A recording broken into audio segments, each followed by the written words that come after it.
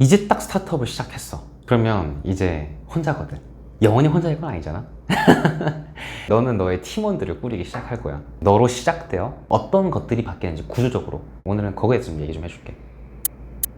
제1장 1인 기업에 대해서 좀 말씀드리겠습니다.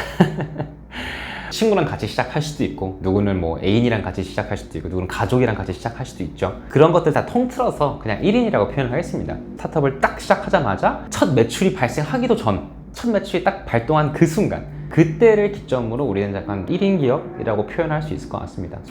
솔직히 저는 좀 현실적으로 말씀드릴게요. 그냥 1인 기업은 사실 그냥 프리랜서나 마찬가지입니다. 먹고 사는데 급급한 상태가 저는 1인 기업이라고 생각을 해요. 많은 분들이 약간 뭐 스타트업을 준비를 할 때 우리의 사업 계획서는 어떻게 돼야 될 것이고, 어떤 상품들의 뭐 어떤 브랜드의 뭐 어떤 이미지의 어떤 미션의 비전의 조직 문화의 뭐 핵심 가치, 인재상 막 엄청나게 막 하잖아요. 그게 1인 사업이었을 당시에 고민해야 되는 것들인가? 그건 아닙니다. 네, 그건 정말 아니에요. 그러면 이제 1인 기업일 때 어떠한 팀원이 없이 나 혼자 사업을 하고 있다 라고 했을 때는, 내가 아침에 일어난 순간부터 잠들기 전까지 유일하게 딱 한 가지만 고민할 거. 내가 어떻게 돈을 벌 것인가. 이것만 생각해야 돼요.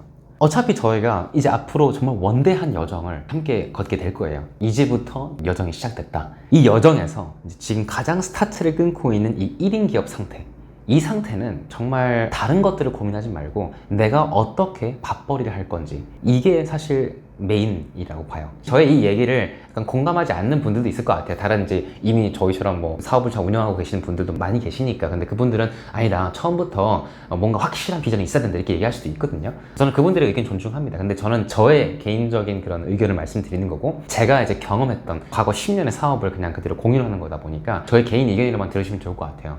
이제 우리가 곧 있으면 저와 생각을 같이 하는, 이제 앞으로 이 여정을 함께 할 팀원들을 구하게 될 거거든요. 그 팀원들을 구할 때 우리가 뭘 줘야 됩니까? 돈을 줘야 돼요. 연봉을 줘야 돼요. 근데 우리가 만약에 돈이 없어요. 그리고 뭐 투자, 완전 다른 얘기이기 때문에 제 말은 지금 당장 어떤 워킹 비즈니스 모델, 실행 가능한 그런 비즈니스 모델을 만들어야 될 의무가 있습니다. 스타트업의 대표는. 만약에 나는 투자가 없으면 매출도 못 내, 이런 생각이면 그냥 지금 그만두세요. 사실 투자 안 받아도 나는 할 수 있어. 근데 투자를 받으면 나는 이만큼 성장할 수 있어. 훨씬 더 빨리 성장할 수 있어. 그런 분들에게 투자가 어울리는 거지, 투자 못 받으면 나는 아예 사업 자체를 못해, 이렇게 돼버리면 그냥 스타트업 그냥 실격입니다. 제가 왜 자꾸 1인 기업에 대해서 얘기를 하고 있는데 왜 자꾸 돈돈거리냐? 왜냐면 돈이 있어야, 이 워킹 비즈니스 모델이 있어야 저희가 돈을 벌어야 팀원을 꾸릴 수가 있고, 투자를 받는다 하더라도 돈을 딱 투자했을 때 증폭할 수 있는 그런 기반이 있어야 되는 거거든요. 기반은 곧 뭐냐? 우리의 소비자는 누구이고, 우리는 어떤 불편함을 해소하고 있고, 그들이 왜 돈을 지불하면서 우리 서비스를 이용하냐, 왜 우리 상품을 사냐, 이것이 지금 당장 1인 기업에서 생각해야 될 핵심 가치인 거예요. 그것만 집중해도 솔직히 시간이 부족합니다. 그거에만 집중해서 먹고 사는 데만 급급해도 부족해요. 근데 여기서 마법이 일어납니다. 정말로 열심히 하잖아요. 하지만 목숨 걸어서 그렇게 딱 집중하잖아요. 그럼 마법이 일어납니다. 무슨 마법이 일어나냐? 자금이라는 게 모입니다. 영혼과 몸과 체력과 신체, 뭐 건강한 모든 걸 다 때려박아서 이 비즈니스 모델을 기준으로 돈을 벌잖아요. 그러면 이 목돈이 생기면서 사람을 채용할 수가 있습니다.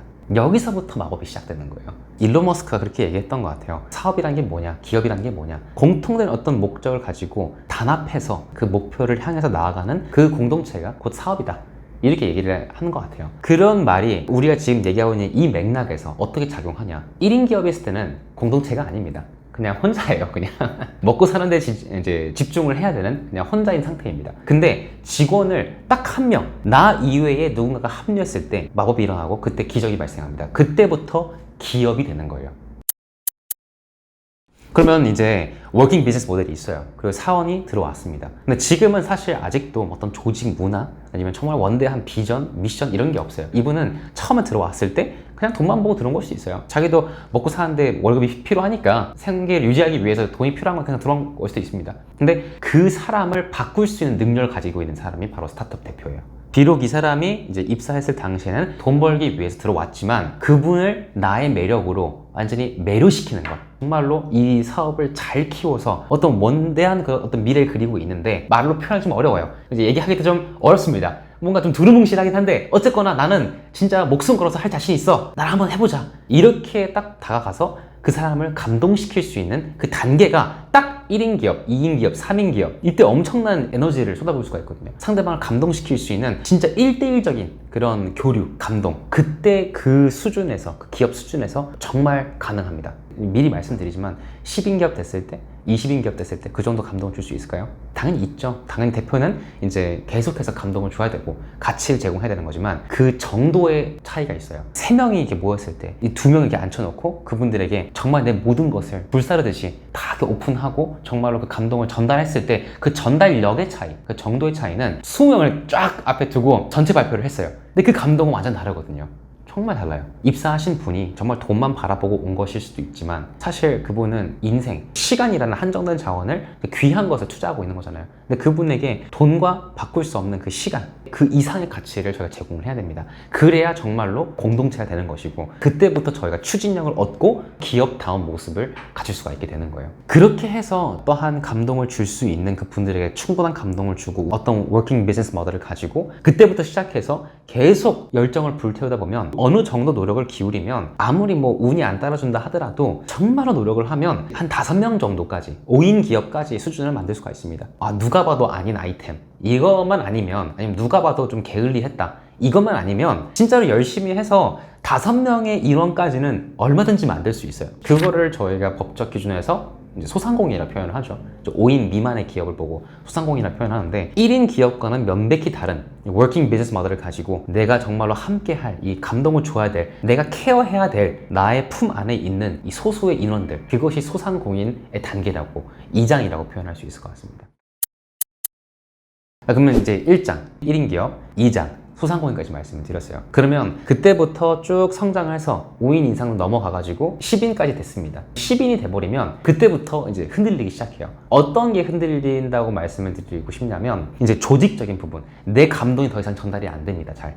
거기서부터 문제가 시작되는 거예요. 7명, 8명, 9명까지도 돌아가면서 일주일에 한 번씩 식사를 하면서 막 연료 채워주고 할 수 있거든요. 근데 10인 딱 되는 순간부터 갑자기 뭔가 탁 막힌다고 해야 될까요? 감동 전달이 잘 안 돼요. 얘기할 시간도 정말로 많이 줄어들고 저도 사람인지라 혼자 있을 시간도 필요하고 뭔가 그분들도 뭐 업무에 치이다 보면 점점 그 열정을 잃어가기 시작하고 근데 그거를 채워주기에는 역부족인 딱 그 순간이 옵니다. 그게 딱 10인 기업의 기점이에요. 나름 돈도 잘 벌고 있어요.